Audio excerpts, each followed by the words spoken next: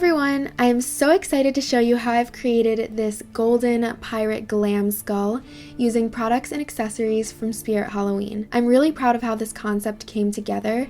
It's kind of like a lady pirate somehow got exposed to the elements while she was out at sea and began to decay during her obsessive search for treasure, only to reveal that her very own bones were made of gold. I will definitely list all of the Spirit products used down below in the description, so you can easily find them online or at your local Spirit Halloween pop-up store. I really hope you enjoy this tutorial, and please tag me in any recreations. I would absolutely love to see them. I'm just starting off by adding a little bit of glam to one side of my face. I decided to go with a red smoky eye, but you can really do any eye makeup look that you want to. I also added a lot of contour, bronzer, and blush. I do think this part is important because you really want that side of your face to look alive and full of color so that it contrasts better to the dead skull on the other side. I'm going in with one of the grease paint pencils from Spirit Halloween's Colossal Makeup Kit, and I'm just using this to start outlining the look. I'm making the divide between the skull and the rest of my face diagonal. You can do a split down the middle if you prefer that, but I don't know, I like the creepiness of the diagonal split. I'm really just sketching out all of the bones, and I'm not being too concerned with the details at this time, just kind of getting it mapped out. And once I have those plans down, I'm just going in with a brush and blending out the lines.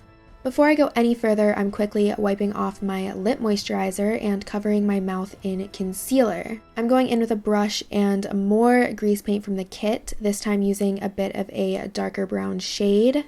I'm going over my plans and really just adding deeper shading and kind of beginning to build depth and really just mapping out the shaded areas of the look. Now I'm mixing up a golden color to use to fill in the skull. I basically used a lot of the yellowish shade from the Spirit Halloween Injury stack, but I also mixed in some yellow, orange, and white grease face paint to lighten and warm up the golden tone. In hindsight, I probably could have just used yellow mixed with a little bit of orange, so if you are recreating this look, you probably can just, use yellow or mix your own shade if you want to, but I'm really just using this as the base layer, but we are going to be doing, a couple other layers over top.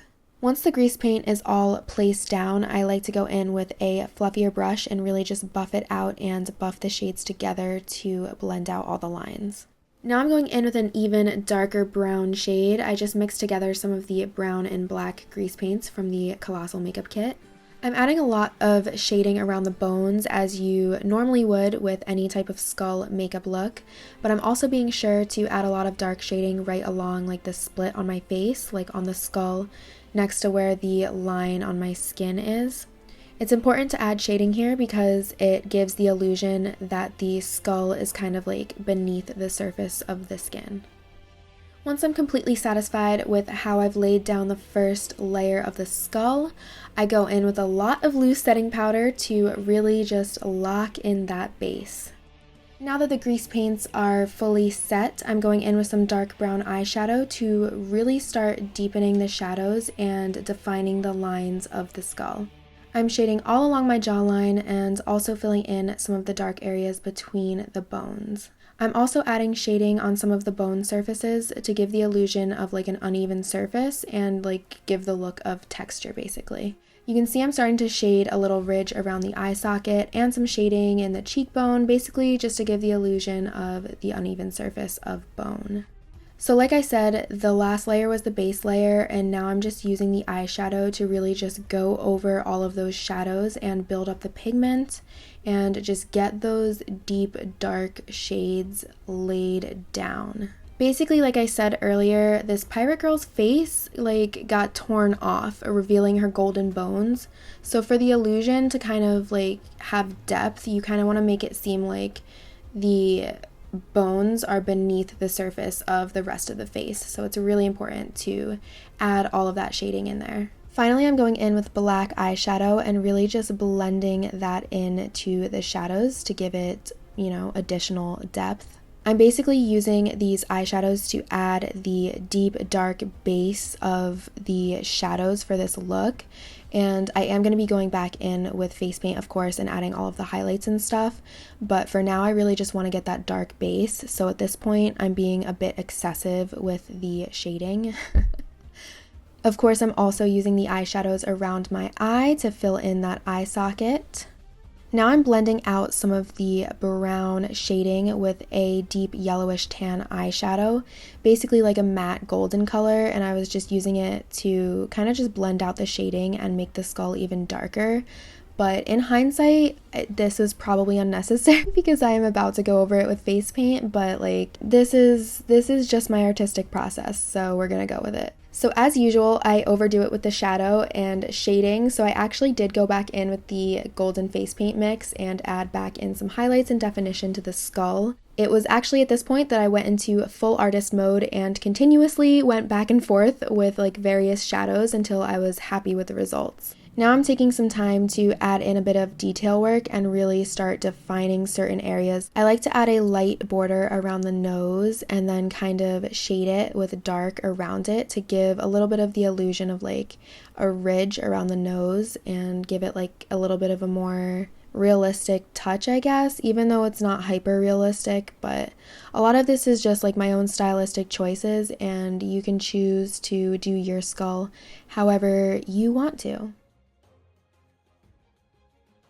Teeth are hands down the absolute hardest part of any skull makeup. I literally always underestimate how long skull makeup is going to take me because I'm like, oh, it's just skull makeup, and then I spend like hours obsessing over the teeth.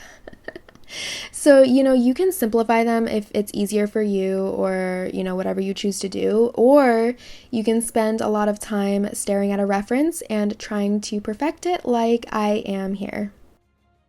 During this process, I went back in with some grease paints, so I had to go back in with more loose setting powder and lock everything in once again. Now's the most exciting part of this skull makeup, which is adding in the gold.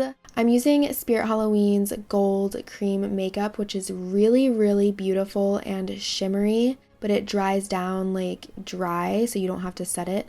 Obviously, it just dries down and stays put, and I'm just obsessed with this product. I'm applying it to all of the highlighted areas of the bone, which is like most of the bones, but I also am blending it into the eyeshadow a little bit.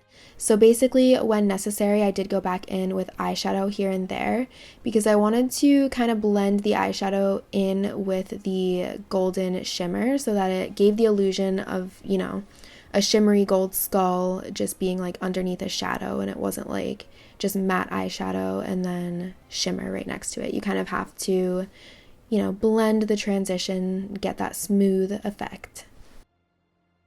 And like I said, the most complex part of doing skull makeup is definitely the teeth. I've already laid down most of the shading of the teeth, but now I'm going back in to really try and make them pop with this golden color. It can be really difficult to create like the even, straight teeth, especially over like uneven and curved lips. So if you do struggle with teeth, just take it slow, and you can even try to like use a brush that's the same shape and width as you want your teeth to be. I'm making it difficult by using an eyeliner brush and some blending and concealer brushes, but a really nice like curved concealer brush can do the trick to create the perfect shape of the tooth for you, especially if you are struggling to really just carve out that shape easily. I'm going to go in with some of Spirit Halloween's white face paint from their No-smudge Skeleton body paint kit. This face paint will go on opaque and dry itself down without any setting powder. I'm just using small detail brushes to apply white lines on the highlighted areas of the skull.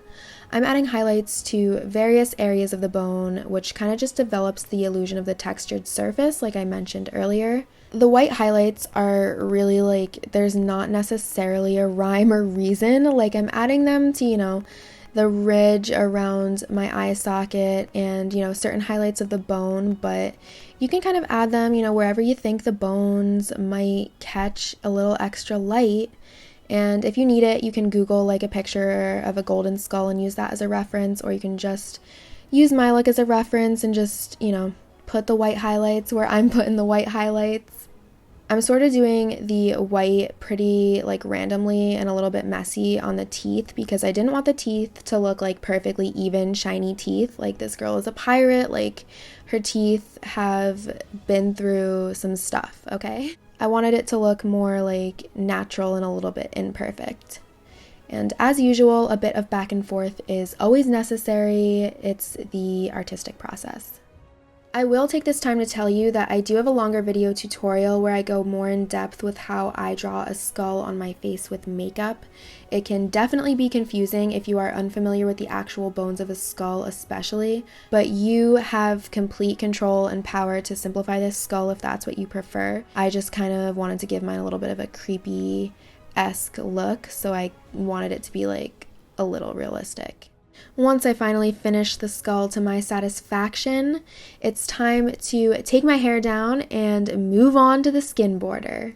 I wanted to create the illusion of the skin rotting or like ripping off, like this pirate girl was exposed to the ocean and the weather, and like maybe some other pirates like attacked her ship, or like maybe she, got into a fight with some sort of sea monster. I don't know, but half of her face got ripped off and it's like infected. So I don't know exactly what injury I'm going for, but I'm kind of just going for it. I'm adding a lot of red shading because I wanted the skin to look irritated, like she's dead, but she's not. Like her skin's still irritated, like there's a little bit of blood flow, but like it's just, we don't really know exactly what's going on, but it's creepy. I'm going back in with detail brushes and building on the veining effect. Like I said, the injury is like a fantasy injury, so you can't exactly look up a reference photo for it. I suggest looking up maybe some reference photos of like veining or drowning or special effects makeup to kind of get an idea of what injuries look like, but I'm really just kind of winging it here. Like, I wasn't sure exactly where I was going. I just wanted to use the injury stack to make an intense injury. I wanted it to look a little realistic, but also very exaggerated.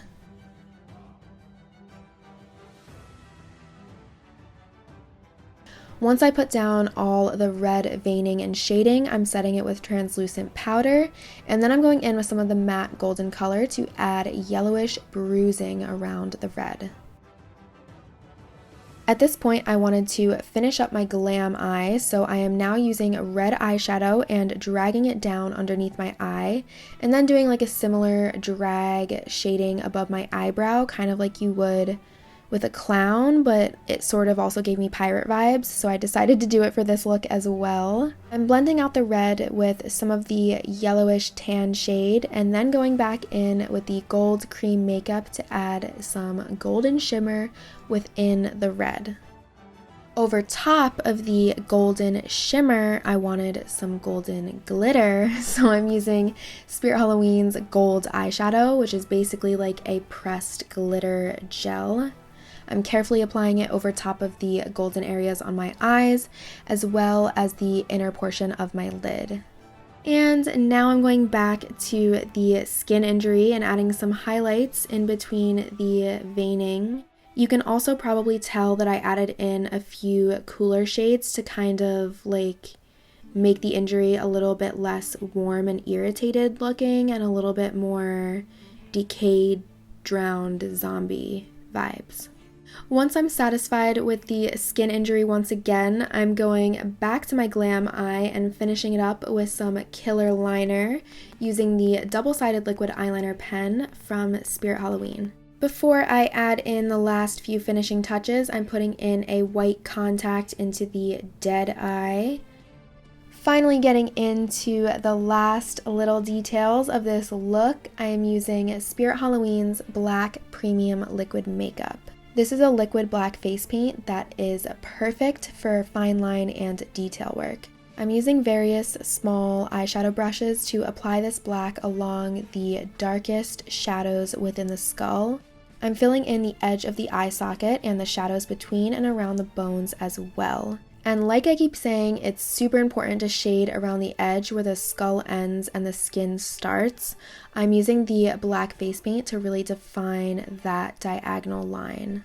I made the executive decision to use the black to define the veins, so they're actually no longer veins. It's now like my skin is cracking open along those lines, basically, but there are still like some veins.